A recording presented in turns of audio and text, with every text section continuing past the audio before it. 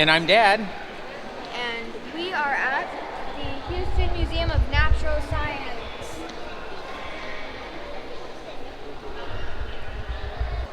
So make sure to enjoy. So we're inside of the Houston Natural Science Museum, and we're heading over to the Butterfly Center, which will be our first stop within the museum. And we're really excited about doing this. It does cost extra to go here. The Butterfly Center, and look, it's a giant caterpillar. This may be like the Mothra caterpillar from Godzilla, but look how cute it is. I want a pet caterpillar like this. I shall call him George. No, that's scary at the top of the stairs. Nobody look. It's a giant orb site. Ray's looking down at her feet the whole way. Ray, stop right there. I want to get a picture. Look at the giant grasshopper. Ooh, wait, there's fossils. Who wants to see bugs? We can see fossils. It's a trilobite. And Eurypterids. And a horseshoe crab. Yeah. And look, it's amber with bugs in it. And look at the size of that dragonfly. They have a suit of armor. I guess that's for the exoskeleton. It's for the exoskeleton. Oh, yeah, there it is. Oh, okay, Ray. You knew what that was. I was confused. What's really cool in this bug exhibit, you can find the bugs. Ray, did you find the bug in this one? Yeah, it's in the back. Okay. It's a giant prickly stick. It's a giant prickly stick. Oh, look, there's one right there. Okay, I see it. Can you guys all see the And if you look down, giant prickly stick? Which is funny. A moving leaf. Oh, there it is back there. Okay, Ray, what's the next one? A black beard. Oh, it's right there. There are a bunch of them. There's two right there, one up there, and one down there. Whoa. And you hear chirping crickets in the background. This is a really cool exhibit. And above it, they have stuff on different aspects of insects. So if you're into entomology, maybe going to throwback, you're like a Gail Grissom, right, from CSI. This would be your ultimate place to come visit. An orchid mantis. This may be one of the coolest bugs I've ever seen. It's very hidden, but it's right there. Let's see, it's right there. It's hidden at the very top. That is really cool. Ray's getting a picture. It's pretty awesome. Oh, and a black widow. We'll just skip that one. I have a whole bunch of different types of beetles in here as well. So here's a sawtooth beetle. Oh, check this one out. A Hercules beetle. And look at the size of that thing back there. Look at him. He's huge. Wow. And look at this one. There's a beetle right here. Magnificent flower beetle. It's pretty magnificent. Check out this Atlas beetle holding up the world. And probably the most scary thing, Ray, what's right above your head? Don't look up. Whatever you do, don't look up. Ah! I love they have a shout out to the old 1950s and the old movies about bugs too, including The Wasp Woman and Tarantula and the Deadly Mantis. I think this is a type of martial arts as well. Really, really neat exhibit. Oh, wait, here's the cockroaches. Cockroaches get cat food and Jello cups. I had no idea that's what they fed the cockroaches here. A bunch of cocoons in here. And look at these gold ones. Yeah, those are awesome. Oh, look there. Oh, and they're starting to hatch out. Some of the butterflies are starting to hatch out. We're getting ready to go into the Butterfly Center. So we're in what's known as the Cockrell Butterfly Center. So this is a giant greenhouse that's part of the museum. And they literally have just hundreds or maybe even thousands of butterflies of all different varieties flying around us. Pretty amazing. Wow, look at all these butterflies. Wow. Oh, I got one like fluttering in my face.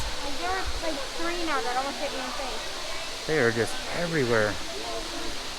And they are just so beautiful.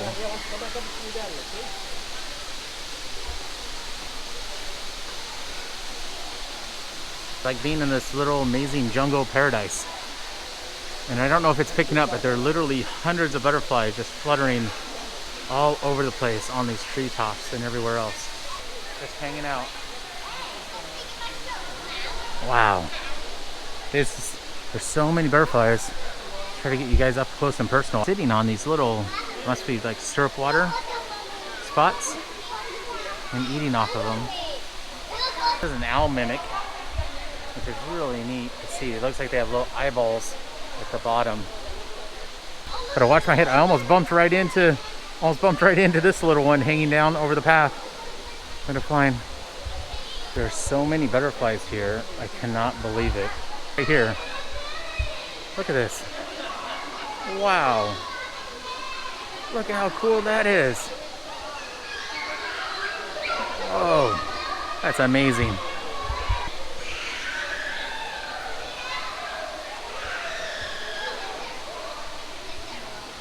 Another almanac.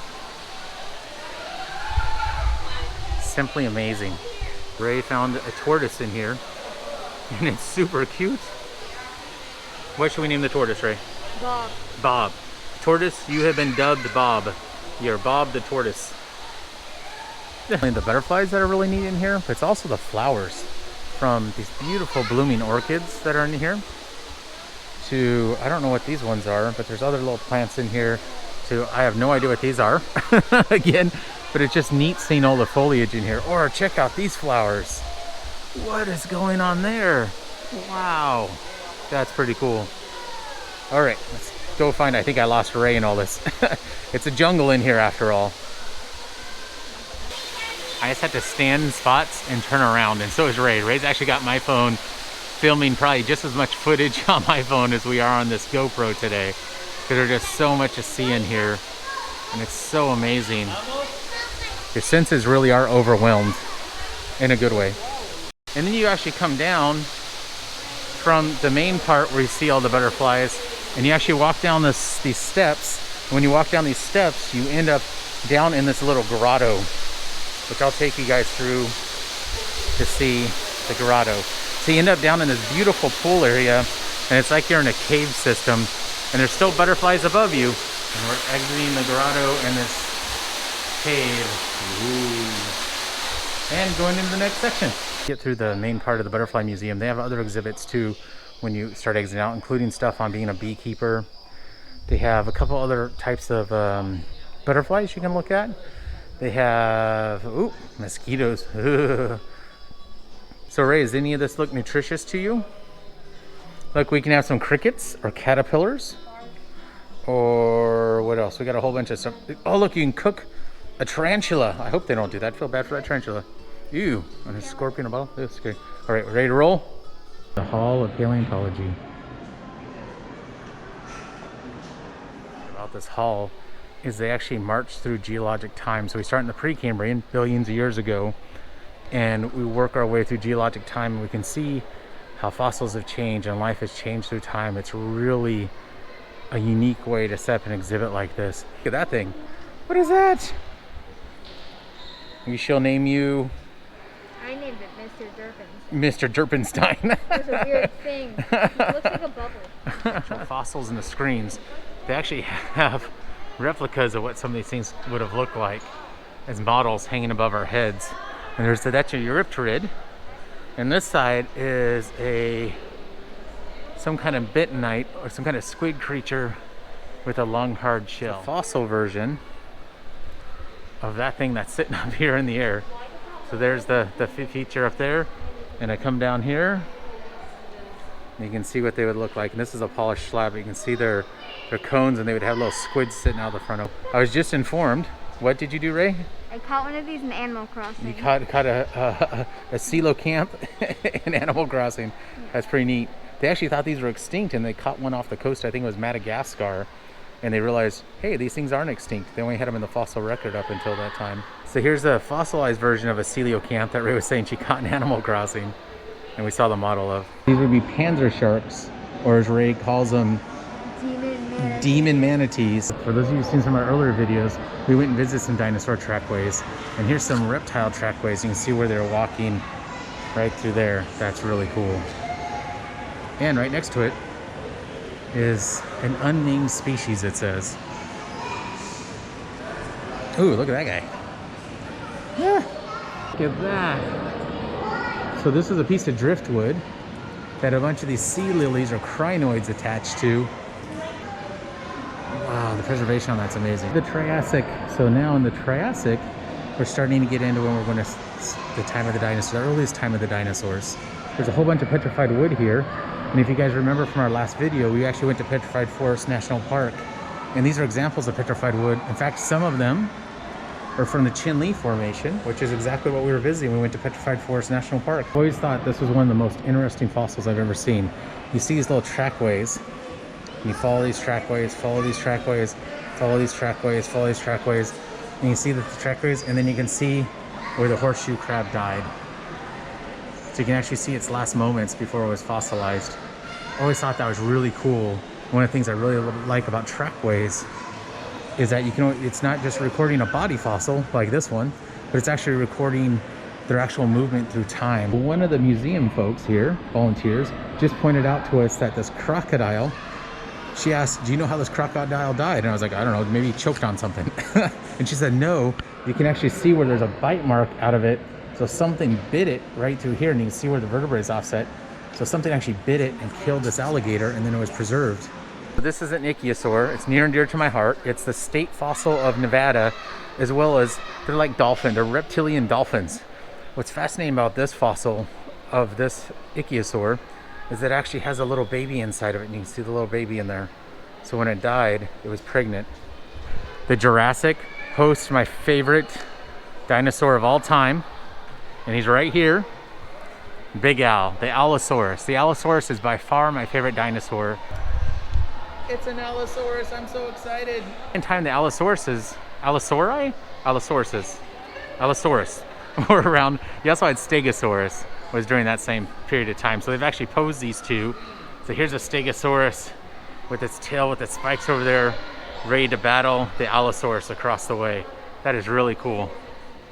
Here's that scene, how they depicted it. Here's Mom's favorite dinosaur. Getting eaten by a T-Rex, Mom.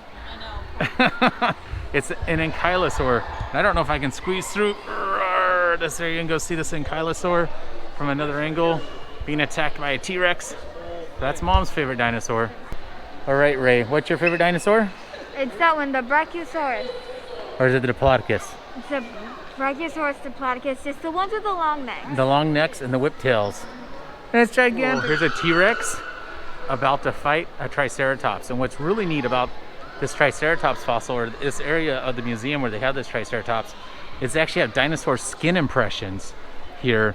And here are some Triceratops dinosaur skin impressions. So that's what its skin looked like, that kind of rough, hummocky. You can see its scales that were preserved. Isn't that amazing? Dinosaurs were ruling the land. Reptiles also ruled the oceans. And here's a gigantic mosasaur, which is really cool. And then you'll see a turtle in the background, but the other things around were plesiosaurs, and I haven't seen one of those yet in here. Picture of what one of the oceans would have looked like during the time of the dinosaurs. Here's one of the mosasaurs. Here's a turtle attacking the mosasaur fin. That's kind of funny. And then here's another type of mosasaur, and a nautiloid, which are ammonites. So these are ammonites. We have some stuffed animal ammonites too. I'll have to share with you all when you see them. But these are really neat. The closest relatives we have today of these are actually the nautiloids, which look more kind of like these. And they would have a squid feature that was sticking out on them. But these shells can be so ornate and absolutely beautiful. And they could be quite large. So some of these are 2 feet across. And they can be very, once again, their preservation can be very unique and beautiful. They end up with this mother of pearl type look to them. Or even, in this case, you can see how they're kind of opalized. This is really neat. So they cut a piece of coral, dissected a piece of coral so you can see what it looks like, a piece of fossilized coral. And it's really neat. Megalodon mouth that's going after some kind of early elephant. You can see its little tusks up there. And look at the size. This thing would swallow in one bite the megalodon. Up here, you guys can come take a look at. You can actually watch the paleontologist cleaning fossils. I have fun walking through this, and I think back to the cartoon Ice Age, and I'm recognizing some of these animals from that, like these little armadillo, or gigantic armadillo type features. They call this Armadillozilla, a glyptodon. And then on the back is a cookie cutter saber-toothed cat. And here are a bunch of hunters trying to get a mammoth And I don't think it's going very well. As you can see, the mammoth tossed the human there. This other human on the other side actually has what's known as an addle-addle. You see, it's a spear type feature that they used a stick with a spear at the end to get extra thrust so they could hunt mammoths and mastodons. It's pretty neat.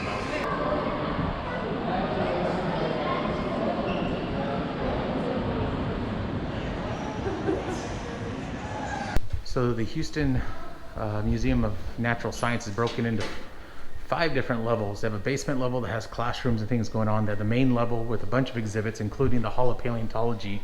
We'll go visit in a bit. They have the second level, which includes rocks and shells and animals. And then they have the third level where we're at now, where they have indigenous people area, they have Egyptian, and then they have a special exhibition. And today we are going to go check out the Pompeii exhibit that's here. And then they also have the Voice Energy Hall. So we're real excited to check that out and share that with all of you as well. So let's go check out Pompeii. Thank you. All right, let's go check out Pompeii. So we're inside the Pompeii exhibit, and what's pretty amazing is we're here 1,942 2 years later. That's pretty cool. Wow. So this is a mosaic called Lion and the Leopard mosaic. And I don't know if you all can see, but look how small the tiles are in this, and the detail is amazing. Wow.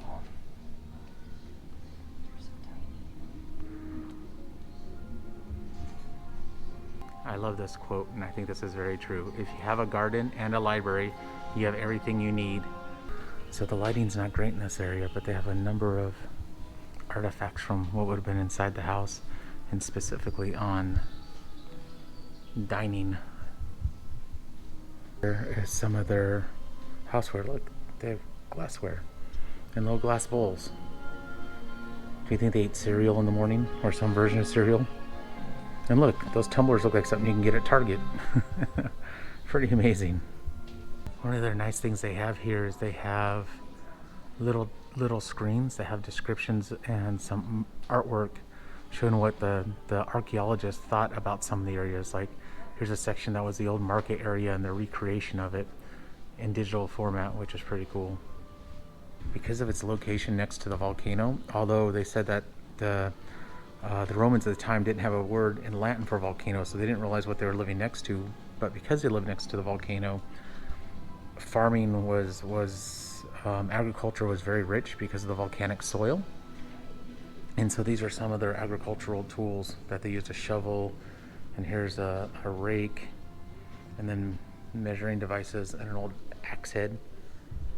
The other thing that they found here is that people would eat out. So I guess some of the documentation of the world's first fast food restaurants or quick service places were in Pompeii, where they were very well preserved. I'd be really interested to find out what they were actually eating. Here's an example of a picture of one of those places, where you can see she's dishing up something like a soup. So it's really neat seeing how well preserved all of these items are. So here's a pan. It looks like a pan we could have used yesterday. And here's our little colanders. I wonder if they're straining things like spaghetti or pasta out of that. But it all looks like it could have been made yesterday. Or look at this little salt dish. It's in such good shape. So it sounds like theater was very much a part of the entertainment life at Pompeii. And they had 2 main theaters, one larger, one slightly smaller, according to that. And what's neat is they have a few artifacts from the theaters, or things that represent the theaters, including a mask, or a couple masks, and then a scene depicting what the theater would look like. They actually have some old soldier helmets. They look small. Do they have small heads? I think I must have a big head. I feel like that wouldn't fit me. And here's stuff for a bit for a horse. Are horses small too? Is that like a little tiny horse head? Empress Ray. We're at the gladiator battles. Thumbs up or thumbs down, does Dad survive? No!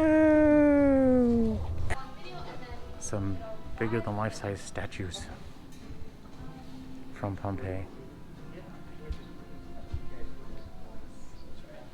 I like they put all the columns in here as well. And then, ooh, look at this jewelry. Wow. Fancy. Whoa, look at those snake bracelets. Wow. It's amazing, the preservation. Wow.